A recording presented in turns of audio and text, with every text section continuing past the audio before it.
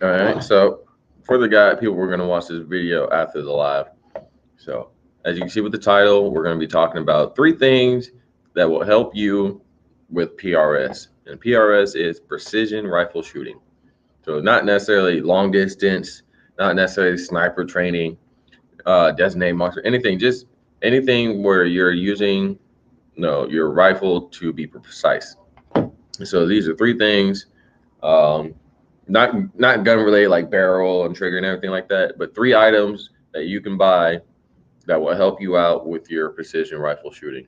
And so we got 2 students in here. Give it about a couple minutes since we just opened up the doors, let the class come in. You guys find your seats and everything.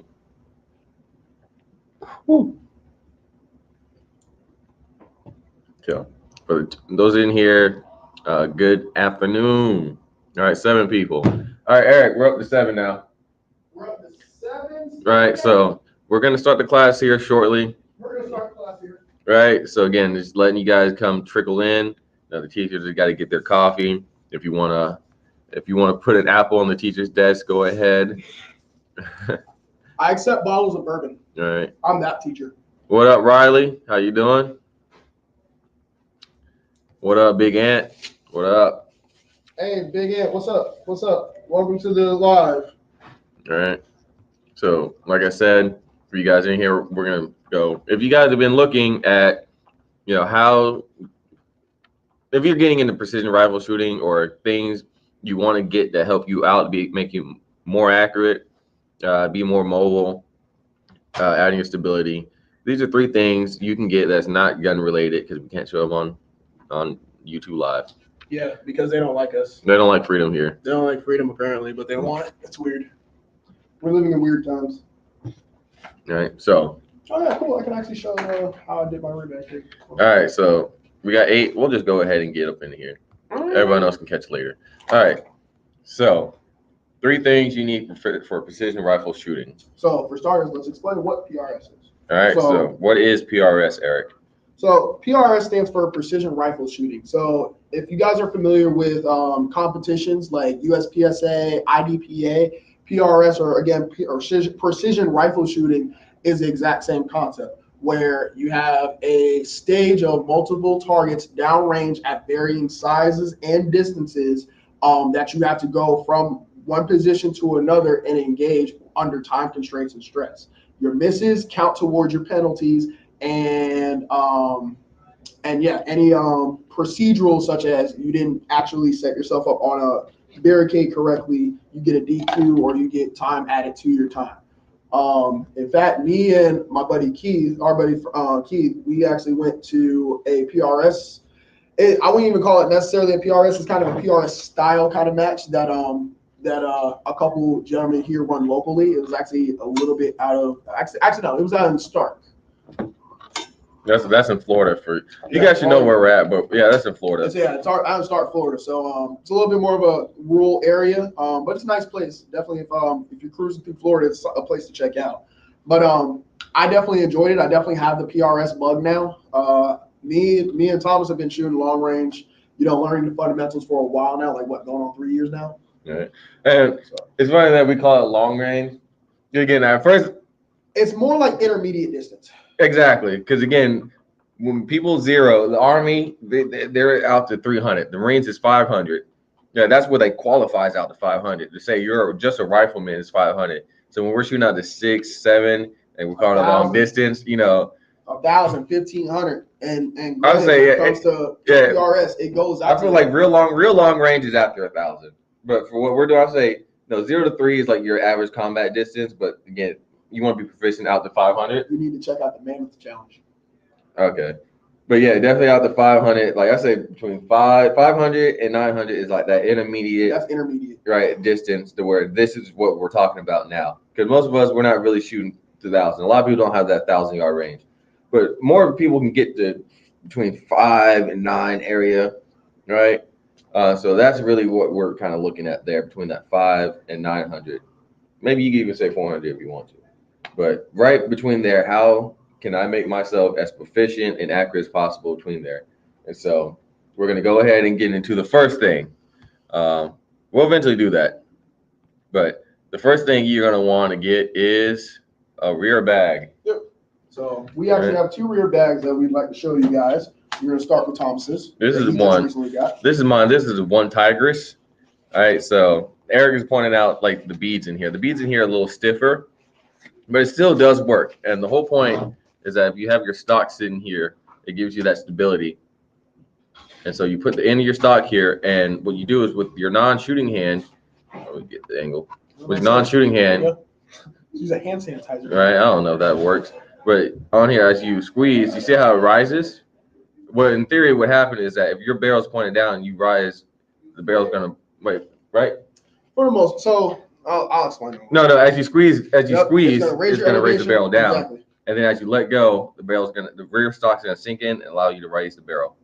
But it allows you to maintain that stability. So you're not doing this little. If you ever like held a gun and you seen your sight start to drip because you're moving. I was about to say maybe I could just grab a stock. Maybe because it's technically not it's a piece of plastic. If you get a stock, they probably won't talk about that. I just like giving an example so people 100% see what we're talking about. That's just right. And so it gives you this stability. And so when you're shooting like this, try that. So here's the stock, and it's just sitting here. Here's my cheek on the stock, and as I'm pointing at the target, I'll squeeze, and it'll raise or lower. Yep. See how it does? See how I squeeze it and it'll raise, and it'll let go, it'll sink down. And so that is, I'm not gonna lie, rear bag is like you really almost need it. If you look at any, almost a must. If you look at any real dedicated precision shooter, they almost always have a rear bag, maybe even they got 2. They got a couple depending on what they're doing as far as in PRS. It depends. Because I know some people have seen like how bags are like attached to rails. If you guys haven't seen that, by all means, go on YouTube, go down a whole rabbit hole, type in PRS matches, and watch and see how people do it. Because not only just with gas guns, the majority of PRS is actually done with bolt guns. 100%. Like we talking like accurized bolt guns to the point. I think like some people spend about like 10 grand. Exactly. Setting their stuff up. I was trying to. What you look for? This should work because again, it's no gun. This is not a gun. And then hey, YouTube overlords, you watch. This is not a gun. This is just a piece of plastic. So anyway, let's say you don't have a bipod. And we're not modifying a firearm. Right. So this is a piece of plastic. Literally a piece of plastic. It's just a stick. So anyway, so let's say you don't have a bipod. You can take a rear bag, throw it down. Here's your rifle, and now you can get behind it, and now you have that point of stability. Or you can throw it this way, and if you need elevation, now you can get up. And if you guys do end up going down a rabbit hole looking at different rear bags, you'll see that they come in different designs, shapes, and such. So now, speaking of which, now this is segue. Eric's rear bag. He's modified it because he's had his. I literally just got this. Yeah, he literally just got this. So this is my rear bag. This is by Arkin. I actually got this when I got the optic, when I got the package deal. So I like this one because of the fact that it has a zipper. So I can put whatever filament that I want in there, which is exactly what I did. Yeah, and all it is basically, it's a ladies knee high with poly pellets, which is basically the same material that's in a Beanie Baby. I like this material because kind of going back to what Thomas was saying as far as that squeeze, which is what I was pointing out about this bag. So when they're both here, when I squeeze mine, I don't have to squeeze it as hard just because of how the filament is. And again, with all these different rear bags out here, there's different filaments that are in there. Some have sand in there. Some of them have bentonite clay in it. It's a whole rabbit hole. It's a whole rabbit hole. So I like this one because I have the ability to put whatever filament in here. So if I don't like the poly pellets that are in here, I can just go to my local, I can either go to the hardware store and get like that playground sand, or I can just go to a playground and be like, book gang. Yeah. And fill it up and change whatever filament is in here. What I've also done, and it's something that I kind of took from doing the PRS match, I put a small S carabiner right here because there's a loop right here. Same thing went on Thomas's, which is what I was telling him before we went live, to loop some paracord through here. And what I've done is I took this strand of paracord with a little elastic retainer thing. I just had this laying around. And what this allows me to do, in the same concept that Thomas is showing you here, it just allows me to do this a little bit faster. So once when I have it on here, just that clip, Right. And now if I need to bail out of this bag, all I have to do is zip, unhook, and then, well, see, now it's not taking it is because I'm at an angle. But from my my support hand, I can do this pretty quickly. But and then if you need to go, now the bag is here, you can go off and do what you need to. Right. And again, that's specifically for setting myself up for success in a PRS match setting. Right. So I do like keeping my bag here. So again, if you just have to in the moment get down, because if you have to really just get down, you're not going to be able to deploy your bipod, then get down. So this is just a quick down, dirty. You know, you have a point of stability. You have a kick rail on it? Nope. No. And then again, there's no place to mount it. I mean, you can take this off, but I don't have a bipod. And so if I need to take it off, I can just take it off. But I do like just having this bag right here. Again, you don't necessarily need a bipod, but just throwing this down like on a fallen log, on a fence line, on a pole or something, just give that soft, like it's like a stable. It's a point of stability, but it's not like just hard and solid. It'll give a little bit, but not too much. So you could throw your rifle on there, just enough, right, and still get your shots off. So, see if there's any questions. All right. Before we move on. All right. So before we move on, any questions about a rear bag? So.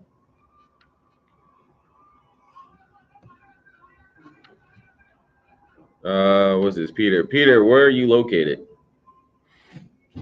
You're trying to find some PRS training. And then, guys, before you ask these questions, don't act like Google don't exist.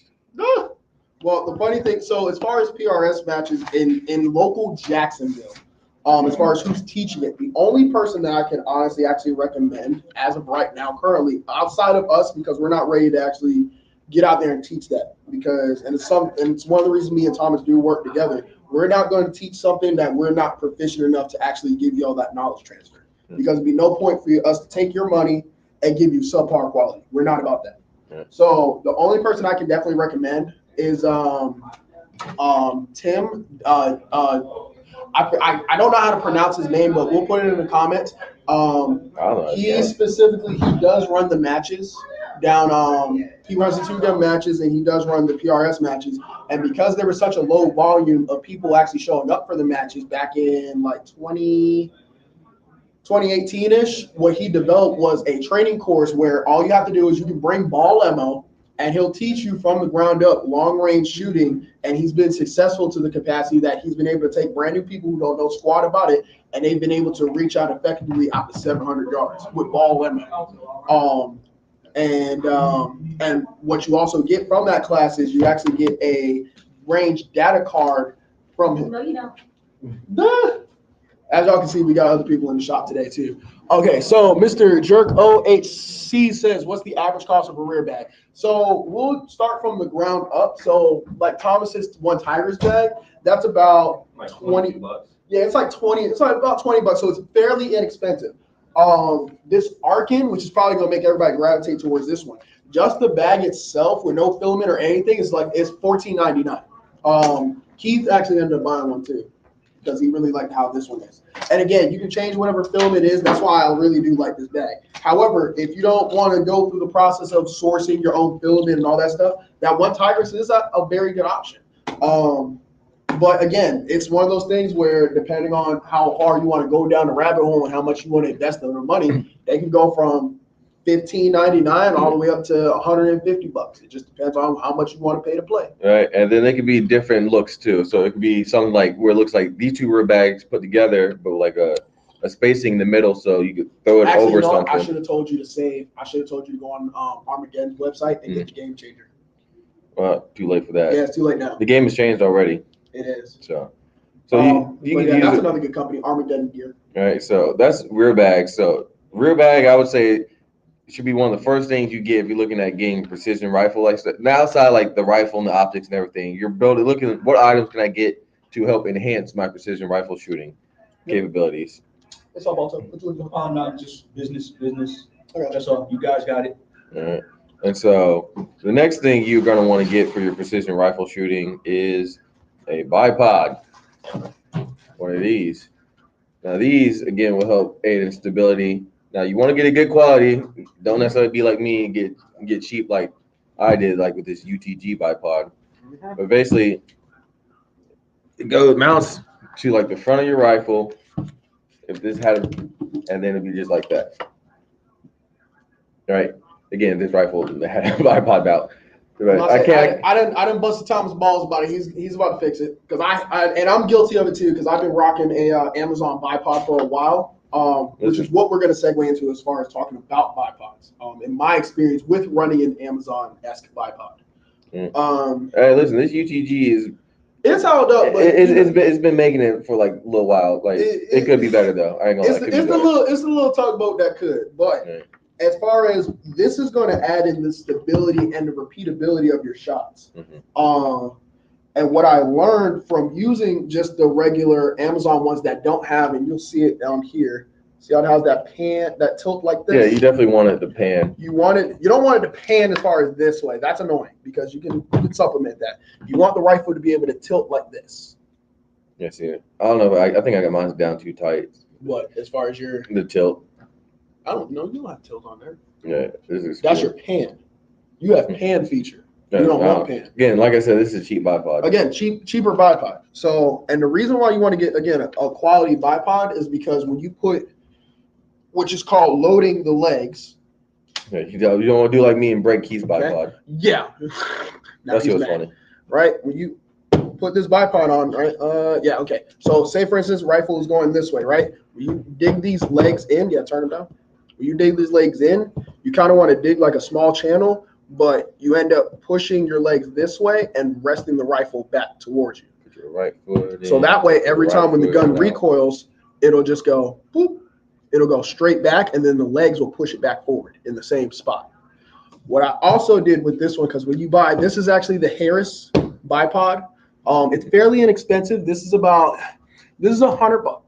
But it is the best $100 that I've spent as far as on a bipod, because for the amount of money that I spent buying the cheap CV Life bipods that are like $20 or the UTGs, I could have 100% just got this one and got this mount, which is the Midwest Industries quick detach, and could have just swapped that bipod all around until I saved up enough money to just buy another one. And this is held up stupid strong. Stupid strong. Yeah, stupid strong. And again, it has that QD lever, and it has what I really like, it has that locking latch right there. And then on the other side, this is for my tension, and each one of these has a hexagonal notch on them. So every time it's like I'm stepping on it. And then lastly, what I did, which Thomas should have did on his, but it's fine. I'm not gonna do anything else to this trash. I know just get the Harris. What I did was I tied a piece of paracord like this. $500 bipod, so I can just tell people I'm better than them. Never train though. That part. That's the whole point. You got to buy quality stuff, but never train. We are not doing this today, Thomas. But yeah, this paracord here is for quick deployment. So it's a lot easier if I showed you on a rifle, but since I can't do it, that's what I encourage everybody to kind of go and look at. Because when it's on the rifle, all I have to do is just take this and both my legs will pop down instead of me just 1, 2. Okay. So I don't know how to say it, Kim.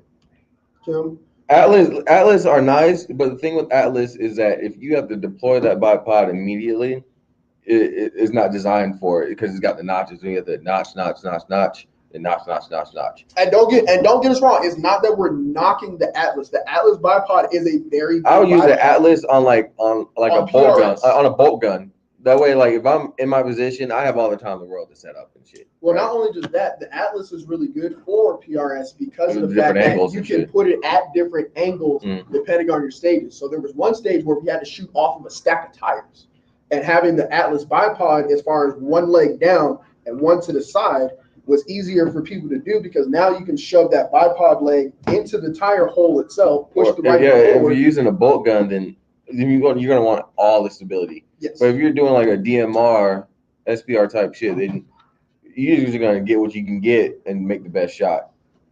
Right? Because again, the DMR is like if you're in an ambush, you get ambushed by a building, you're going to find a spot, start putting rounds in the building. Someone with a bolt gun, they're gonna be like, oh, the building's 500 yards away. I'm just gonna be on my belly slowly. And don't get me wrong, that's where some of these PRS people they're nasty because they can set up in an unorthodox position and hit a 8-inch plate at 600 yards, taking a nap. As far as the ones that are really good with it. Right. For a 20-pound rifle, maybe like a 10-pound. You got to elaborate on that question. The reason why I'm asking to elaborate is because, like, what are you asking as far as what do you mean recommendations for a 20-pound rifle? Bipod wise, a wheelbarrow. Well, no, bipod wise, the Harris will work just fine. I guess my question is, why is it 20 pounds? Is it just a bigger caliber? Like, there has to be a reason why, because 20 pounds is a lot. Yeah, you got a lot of either you shooting a 50 cal or something like that. Yeah, you got a I lot think of even like a Barrett 50 cal stock by itself is like 17 pounds. So I would definitely look into trying to see where you could shave some weight off of that. Right. While William's doing that, that is a bipod. So again, if you're looking for things to help aid in stability, 1, a rear bag, 2, a bipod. Yep. And Cole says, what about a Magpul bipod? No. So so it's the funny thing, right? My buddy Josh does have the Magpul bipod. It works only up to a certain point. It's because of the fact of this is the other thing. I know that they wobble a lot. They not only wobble a lot, but you have to look at your legs. So the one's kind of like Thomas's, but he gets away with it because he has the notches as well. Don't get the bipods that have these little wheels on there because it's not going to give you the tension that you need. And eventually that tension that you put on there is going to die versus these notched legs. When I come up and see, they'll spring out like that because there's a spring there. But when I need to come up only just one notch, okay, I need to come up one more notch. Okay, one more. And obviously the same thing over on this side. So you want to get a bipod that has notched legs. And unfortunately, the Magpul one does not have notched legs like that. And because it is a polymer design, if they would have put like some kind of reinforcement on the legs, maybe, but just for how much you're about to spend on the Magpul bipod, get a Harris. Yeah. It's tried true. I gotta kind of quote Jason, it's pedigree. So subscribe to pedigree. These have been overseas. These have been on the guns of like Chris Kyle, for example. And somehow they break at Mosley Fields. Well, I mean, Keith has had his for a long time, and it's seen a lot of rounds. So. But then it's all me and broke. I mean, but at the end of the day, everything does fail at some point.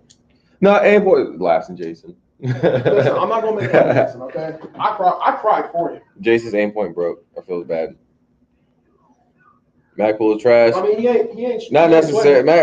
Well, the bipod is trash. The bipod, as far as what you're trying to accomplish with it, it's not going to give you the stability in comparison to the Harris. Cost-wise, for both, just get the Harris.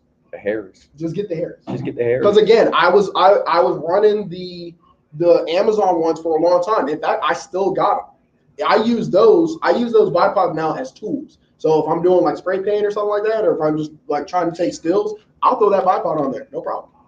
It's painted, so you won't know if it's a Harris or not. I use Atlas bipods for my M1A Scout as well as my he's got a 16 SOCOM.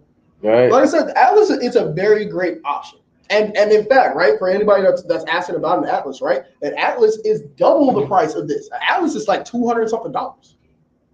That's like entry level. This bipod with this mount, the mount was $80, and then the bipod itself was like $100. So $180, boom. All right, so that's a bipod. Moving on to the last and final thing that Eric's going to talk about because I don't have one. Yeah. And I just recently got this too. A tripod. Dun-dun. Bam. Tripod.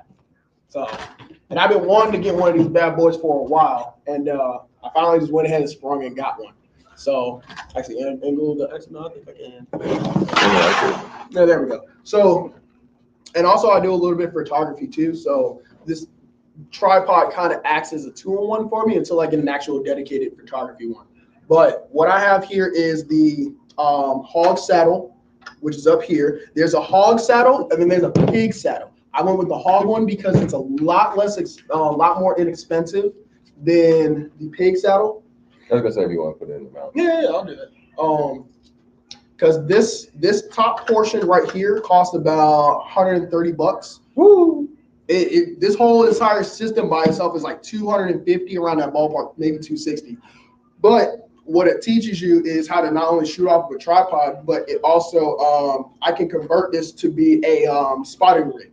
So I can actually take this portion off because just like cameras, it's got the pig saddle has both a 1/4 20 and a 3/8 hole for your camera mounting stuff. So I can switch this out for a plate that has like a pair of binos, a range finder, and a whole bunch of other stuff. I'm actually building a rig for that specifically. And yeah, having a tripod is super dope. And as you can see with the hog saddle, all you do is just rest your said weapon system right here. And say, for instance, why also tripods are dope for people who are maybe disabled, some people who are injured or even in wheelchairs. Now you can get them in a stable position with this. They can get all adjusted however they need to.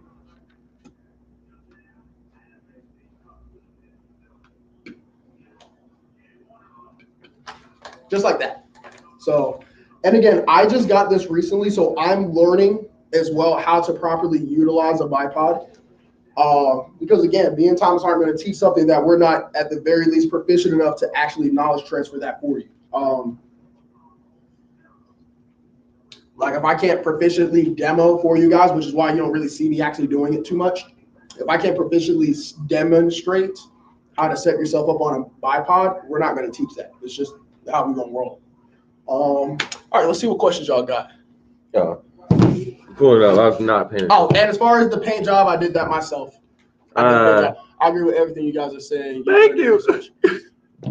So, and the funny thing is, I'm a gunner. Like when people are sitting around like playing Xbox and stuff, don't get me wrong, I play Xbox too. I'm sitting there reading ballistic. We have no hose. Zero hose. We only shoot guns. I'm the guy that did the Naruto run. Okay, that was me. I was that guy. I sacrificed any form of popularity. My hair was too weak for that savage. Bolt gun. Bolt action. Really? I don't know because I know this Harris has been on Barrett's. Smith. I wouldn't have gave it. That's interesting. That joint is nice. Oh, what? The bipod? Thank you. Appreciate it. No, the joint we were smoking. Oh my God.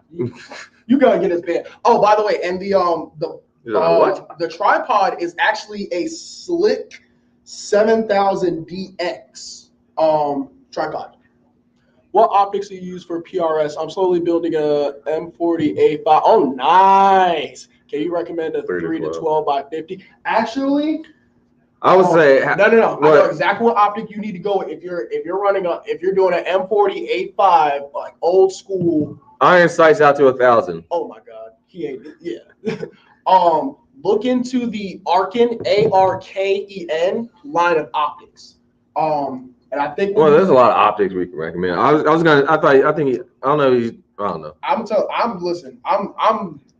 tell you to go. I need Arken to send me stuff. Like no lie. I would say anywhere you want.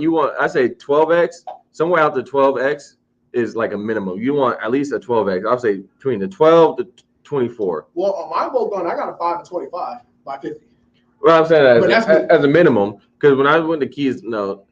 Because I'm thinking if you're shooting an M40A5, you're going to that's a 1,000-yard gun, low key, at least 800 yards. That's pretty much the Remington. That's a accurized Remington. For anybody that doesn't know what an M40A5 is, it's basically an accurized. It's a military Remington 700. Yeah, it's an accurized Remington 700. In fact, it's actually kind of close to what Keith did, but just a different chassis. It's low key almost exactly what Keith did. Well, he went the Chris Kyle route and got a Bell and Carson medalist stock, but that stock is like a $700 stock out the gate. Right, and that's why I don't have a bolt gun. No, just get a Bagard. Problem solved. So. Even then, that's still $1,000. All right, what's the next question? Because I gotta start rolling out soon. Okay, so yeah, ask any questions before we. Yeah, somebody else had a bunch of questions in there. Check the chat. Yeah. What optics? Okay, get your talking. passport. Get Recon 2 is a little darker, but the F1 is like. Okay. So yeah, if you guys got any questions about precision rifle shooting, Like real questions, not just like, surface level questions. Surface level. Go down the rabbit hole. Because Right. honestly, it's a fun rabbit hole. It really is. It really is. I do it. See, look, I can like do like this and like stabilize it with my body or whatever if I want to. But Right. I'll just keep it just more fixed to the ground. Because again, I'm still learning. This was probably the most annoying thing. I couldn't figure out what I was going to do with this hook. All right, let's do this real quick. Calibers for PRS. So if you're looking to shoot out the distance, what caliber should you be looking at? At minimum, I would say minimum 5.56. That will get if you're you. trying to get into it, you can start out with 5.56, 100%. Right, because people go out to 800 yards again, depending on the barrel length and everything. So if you're doing PRS, you're gonna have at least a 16-inch AR. Well, usually, so I know people have 14.5s, but 16-inch, 18-inch, 20-inch. Right, that's really what you're gonna be looking at. So you can definitely go out there. That'd be a cool 6, 7, 800. Dude. Why don't we take a student Because start from the ground up and because do a study gates? Because that's gonna be a lot. No, we can do it in a 4-part video. But the training and all that. No, just take them out. Look, hey, look, this is how you do it. Blah blah blah. It'll be easy. I guarantee it'll be easy. And who's gonna sit there and film and edit all that? Exactly. That's a lot of shit. I'll do it. I think that'll be a dope video.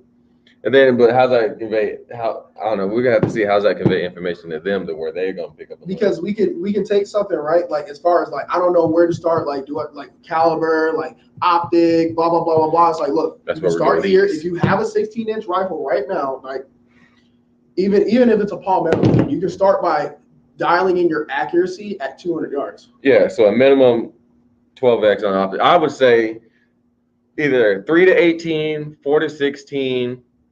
Yeah, like on my SPR. So I went from a 3 to 18 by 50 down to a 4 to 14 by 50. Because what I learned as I was learning long range is that sometimes having too much magnification is actually a problem. Yeah, I almost never really, even though mine's a 4 to 16, I almost never really have it all the way up to 16.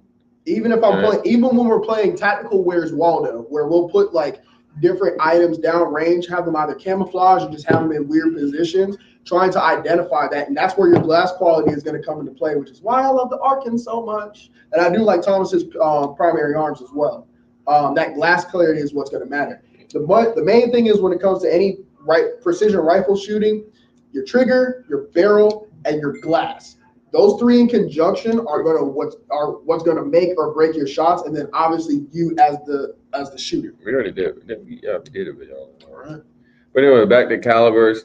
All right, so 5.56 at a minimum. 5.56 if you're starting out because it's cheap. It's cheaper for you. You can get the fundamentals down. You can learn how to actually set yourself up, and then once you're ready to move on, what I would recommend is 308. It's easy. It's more readily available in comparison to something like 6.5 Creedmoor. I'm not knocking 6.5 Creedmoor. It's an excellent caliber. It's designed for that.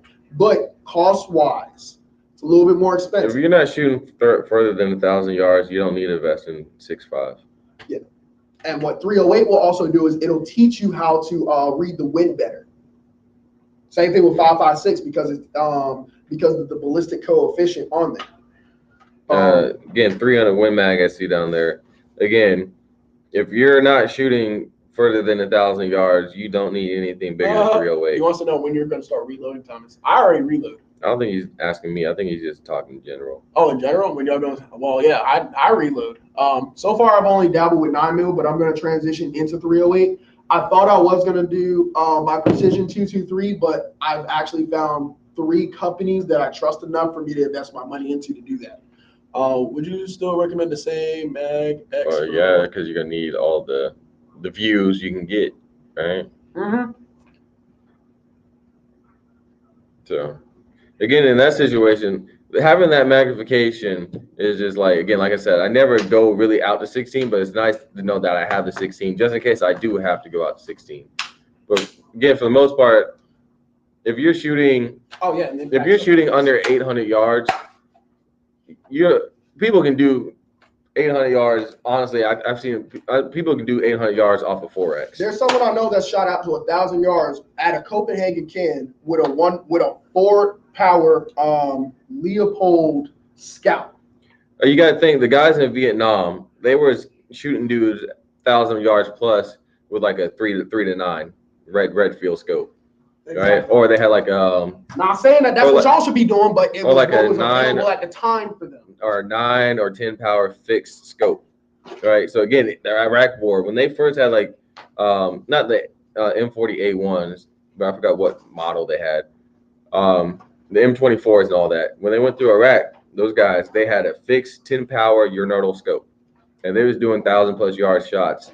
No, not all day, but they was doing it pretty regularly. I mean, during the Gulf War, the Mark 12 was out there schwacking with a 2-12, a 2-12 by 44. So, and again, it's one of those things that, and I had to learn it too, because that's why I switched optics. Sometimes that more magnification, in theory, it's like, yeah, I can see farther, I can see more, but you take away a lot of data that you need to process while you're shooting. Which again, we're not going to really talk that much in depth about it because we're still in the learning process of it, and we're not going to teach y'all something that we're not proficient. 100%. Any other questions? Just saying other stuff, but I'll put this up here because Eric's got to go soon. So the LocsNLoad channel has been demonetized like completely. Like everybody else, right? So unfortunately, they completely demonetized the channel. So if you want to, support the YouTube, this is how you support the YouTube channel right here. Because I don't think I'm gonna refile because I gotta wait all the way to May. First it was February, then February Lily got here, then they're like, no, now May. I was like, okay, man, y'all just fucking with me at this point. So it's just a thing. Let's try something different. Why not? Somebody was asking about the fingernail polish. I know.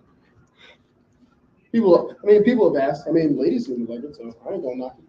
I know one that doesn't. Alto's over here just like, I'm ready. Yes. I'm waiting for him to see that info. So he's like Upper Palpatine over here saying, good, Anakin, good. All right, yeah, so we can't show on camera because we don't get shut down, but I'm selling my SOCOM 16 out. He is finally parting ways with SOCOM.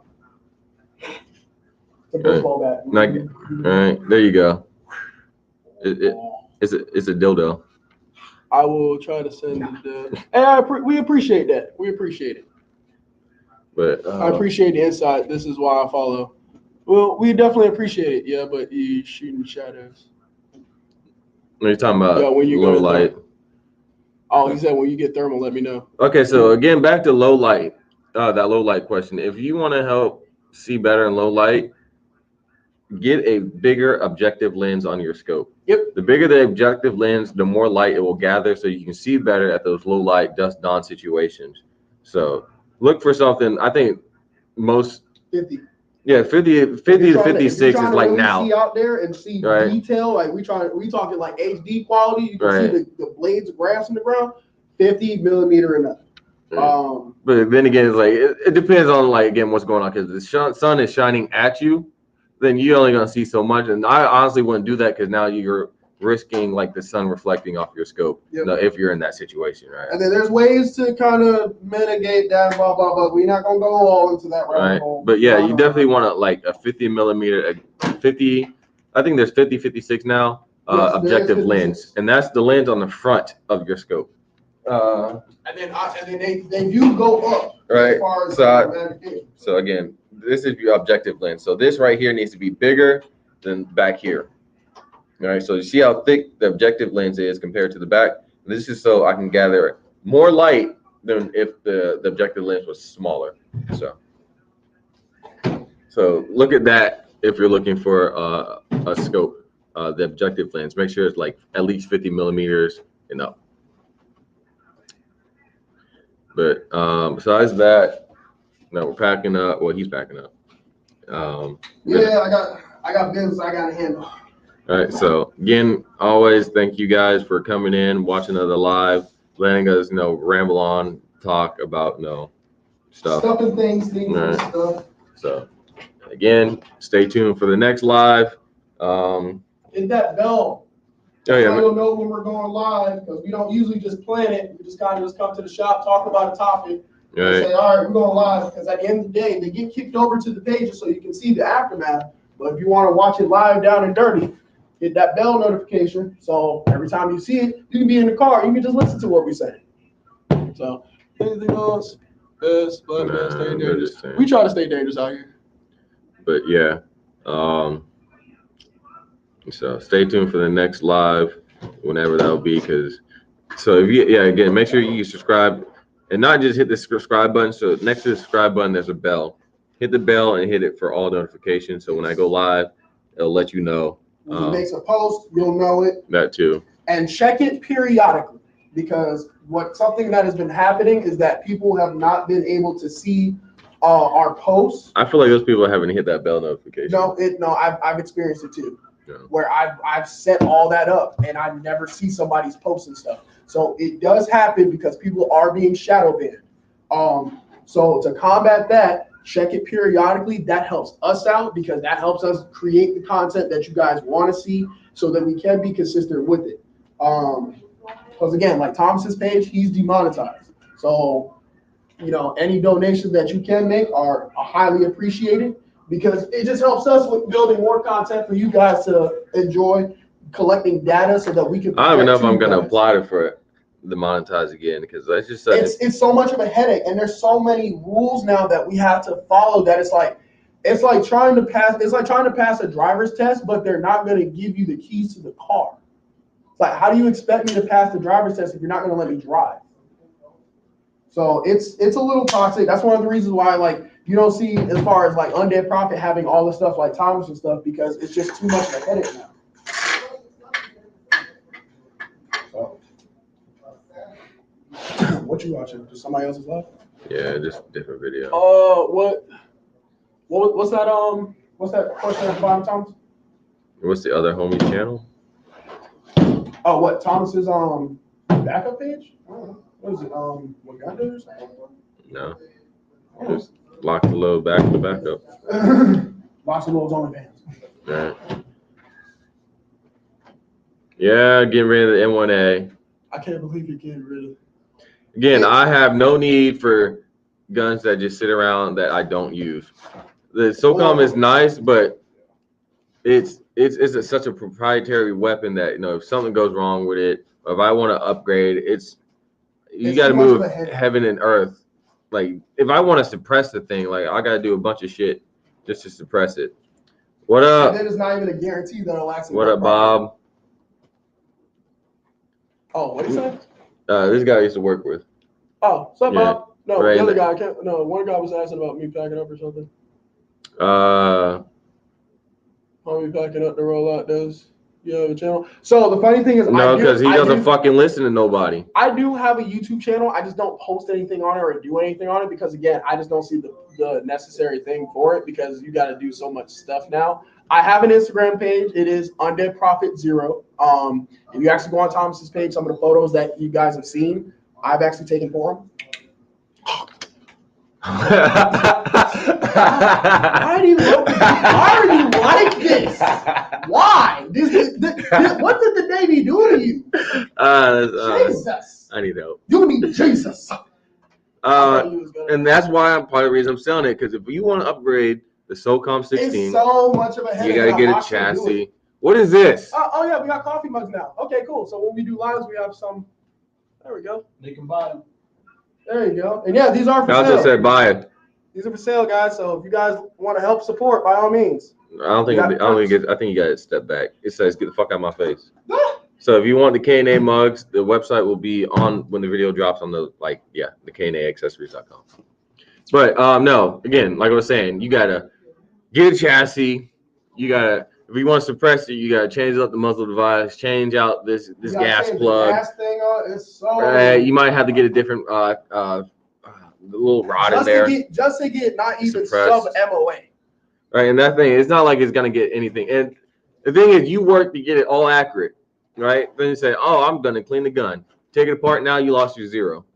Right, so that. Oh God. And so every time you clean the gun, you lose your 0. I forgot about that. Right. Oh.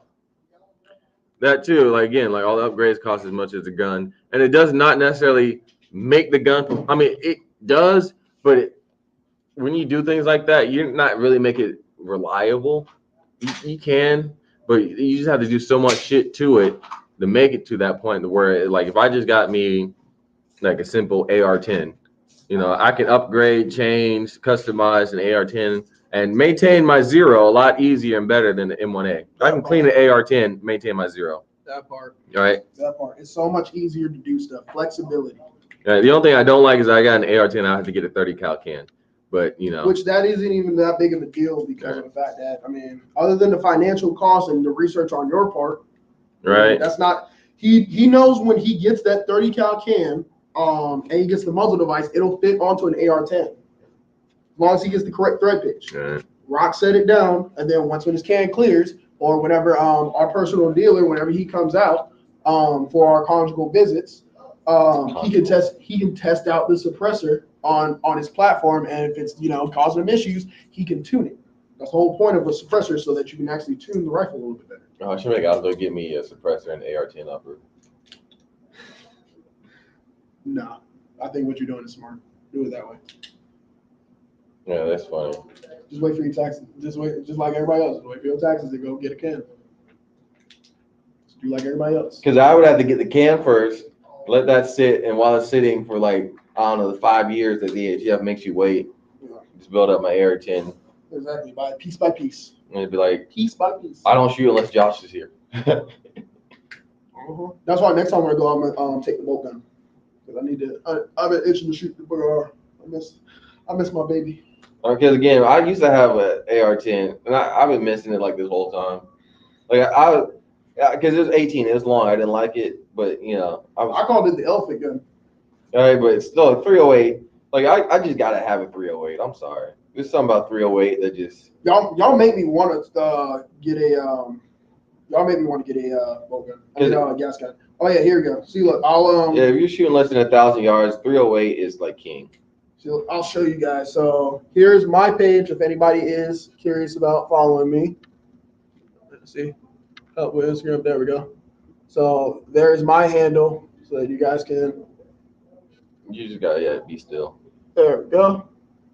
Stop being so fucking nervous. There we go. I'm like Boo from Monsters Inc. Drive It. I'm just kidding. You see your boy been hitting the gym. That JIM. I'm trying my best, y'all. Trying my best. Right? Exactly. Like I said, within 1,000, that 308 is king. Yes. In fact, because of how many times Keith had his bolt gun and was swacking targets at 600 with 308, I was like, that sound, it just hits. It legitimately hits with authority. Oh, you gonna send that round? You got a 5.56 one? Of course. I was about to say. For those of you who have never actually seen the difference, all right? Let's put this down. All right. So this is There's you. 5.56. This is you, and this is the guy she told you not to worry about. All right. Sorry, it's like the best joke. Every time I compare the two calibers, it's just like, fuck. All right, wimpy, hefty. All right. Like again, like if you got to reach out and touch somebody, what do you want to reach out and touch them with? This or that. Right. And so it's just like men versus boys right here. Men versus boys. So the original boys to men. That's what I'm saying. Like 308. Like look at this pill. Look at this pill. Look at this 308 pill. Like when you just compare them side by side, like it's just wild. Right? Like so I gotta have me a 308. Like I just have to. Just look at this. Like when you just look at a bullet, you're just like, bro, this thing looks like it fucking hurts. Like granted, this shit looks like it hurts too, but this shit just looks like fuck. Like just if I get hit by this, just put me out of my misery, bro. Just shoot me. But anyway, guys, go ahead and get off the live and let you guys get on with your day. Thanks for hanging out with us for like this hour. And I want to say stay dangerous, stay educated as always. Again, hit up the Cashapp to help donate to the channel so we continue to bring you great content. I'm gonna see how well this works out. Just donating like this versus being on YouTube, letting YouTube shit, because that's just annoying. So definitely support the channel, like what we're doing and talking about. Hit that subscribe button and donate. And yeah, I saw that video. That shit looked pretty dope. Not gonna lie. Like I'm sure every boomer Every boomer rolled over in their grave when they saw that. They were like, it's just like, oh my God. But I ain't gonna lie, it looked dope as hell. Like I low-key want one. But that M1 Grand was dope as hell. But again, donate if you want. Thank you for watching. Stay educated, stay dangerous.